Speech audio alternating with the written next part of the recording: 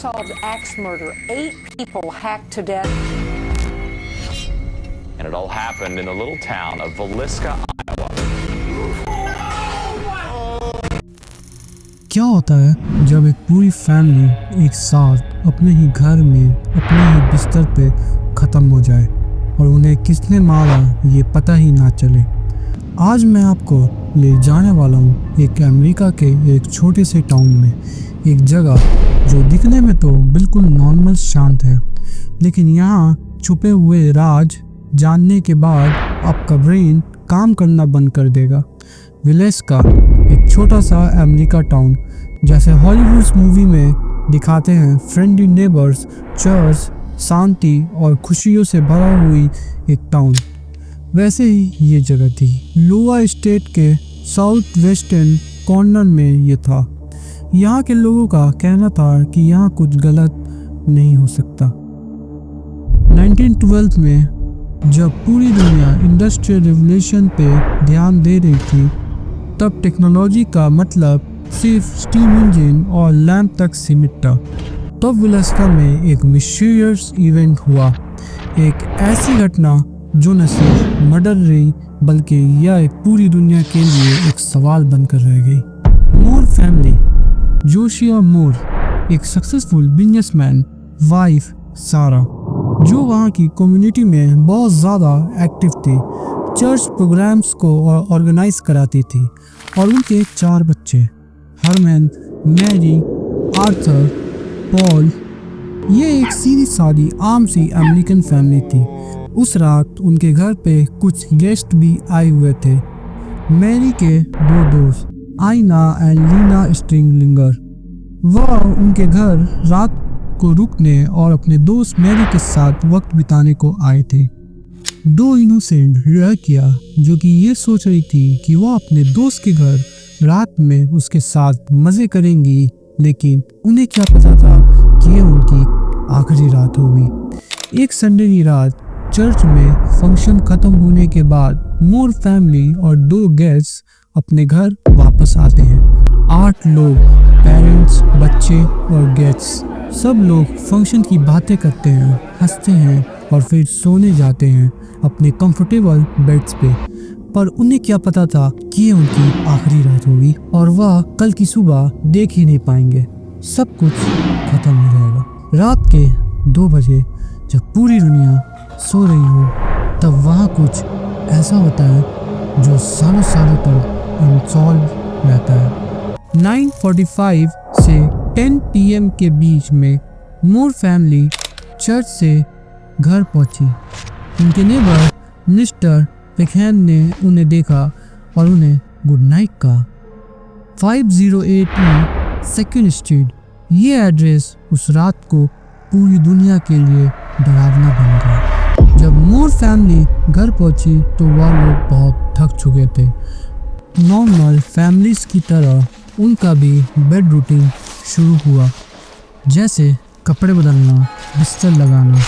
Josiah और सारा अपने बेडरूम में थे और उनके तीनों बच्चे अपने अपने रूम में, और मैरी और उसके दोस्त गेस्ट रूम में। घर की लाइट्स भी बंद हो गई, चारों तरफ शांति छा गई और सब आराम से सो गए। लेकिन कोई उन्हें बाहर से देख रहा था और इंतज़ार कर रहा था घर में आने का। मिडनाइट से सुबह 5 बजे के बीच में कोई उनके घर में आया। पूरी फैमिली अपने बेड पे आराम से सो रही थी, वह भी गहरी नींद में। किसी को कोई आवाज़ नहीं आई किसी के अंदर आने की। जब इन्वेस्टिगेशन हुआ तब पता चला कि सारे दरवाजे और विंडो अंदर से बंद थे। तो क्या वो एंटिटी पहले से ही अंदर थी? ये राज अब भी अनसॉल्व है। मूर फैमिली के घर में एक्स, जिसे शायद वह लकड़ियाँ काटते होंगे, वही उनकी मौत का हथियार बना। पहले वो एंटिटी ने जोशिया और सारा के बेडरूम में आके, वह लोग सो रहे थे नींद की हालत में ही किलर ने उनके सर पर हमला कर दिया। उन्हीं के घर के एक्स से, वह भी बहुत ब्रूटली। जोशिया की हालत सबसे ज़्यादा खराब थी, जैसे वो किलर को जोशिया से कोई पर्सनल दुश्मनी थी। फिर वो किलर ने उनके बेचारे मासूम बच्चों को भी नहीं छोड़ा। उनकी भी मौत सेम तरीके से हुई, लेकिन शायद उनका बड़ा बेटा हरमैन जगा हुआ था क्योंकि उसकी बॉडी पे हाथापाई के निशान मिले। लेकिन आखिरी में उसकी भी मौत हो गई। आर्थर और पॉल, वह बेचारे छोटे बच्चे, उनका क्या फॉल्ट था, वह भी इस दुनिया से चले गए। आखिर में मैरी और उसके दो दोस्त, जो कि एक्साइटेड थे रात भर जग के बातें करने के लिए, लेकिन उन्हें क्या पता था कि उनकी मौत आ रही है। वह बेरहम किलर ने उन्हें भी नहीं छोड़ा और उनकी भी हत्या कर दी। उस रात को 8 जिंदगियां खत्म हो गई और किलर का पता भी नहीं चला, और सुबह तक तो ये केस अनसॉल्व बनकर पूरी दुनिया के सामने आ गया। पर यह केस सिर्फ मर्डर केस नहीं था, क्योंकि इसमें कुछ अजीब क्लूज मिले जो किसी को भी समझ में नहीं है। जैसे पूरे घर के मिरर्स और ग्लासेस ब्लैंकेट से कवर थे, लेकिन ऐसा क्यों? और ऊपर जाने वाली सीढ़ियों के लैंप का कवर भी निकला हुआ था और ज़मीन पर गिरा था। इससे भी डिस्टर्बिंग क्लू मिला। आइस बॉक्स जो कि फ्रिज में था, वह गेस्ट रूम में एक्स के पास मिला, और सीढ़ियों पे मिला एक की चेन का एक छोटा सा टुकड़ा टूटा हुआ, लेकिन वह मूर फैमिली का नहीं था। लेकिन बाद में ये भी अचानक से गायब हो गया, और जब सुबह इन्वेस्टिगेशन हुई तब पता चला कि घर के सब डोर विंडो अंदर से बंद थे। ये सब क्लूज हमारे ब्रेन को सोचने के लिए मजबूर कर देते हैं कि उस रात को आखिरकार हुआ क्या था। अगले दिन सुबह उनके नेबर पेकहैम ने नोटिस किया कि मूर फैमिली अभी तक बाहर नहीं आई, क्योंकि वह सुबह जल्दी उठ जाते थे। रोज मूर, जोशिया का भाई, आते हैं चेक करने के लिए। वह घर का दरवाज़ा खोलते हैं और जो वह देखते हैं उससे उनकी चीखें निकल जाती हैं। फिर पुलिस आती है और ऑफिशियल इन्वेस्टिगेशन शुरू होता है, लेकिन उस छोटे से शहर में लोगों को क्राइम सीन प्रिजर्वेशन का मतलब ही नहीं पता था।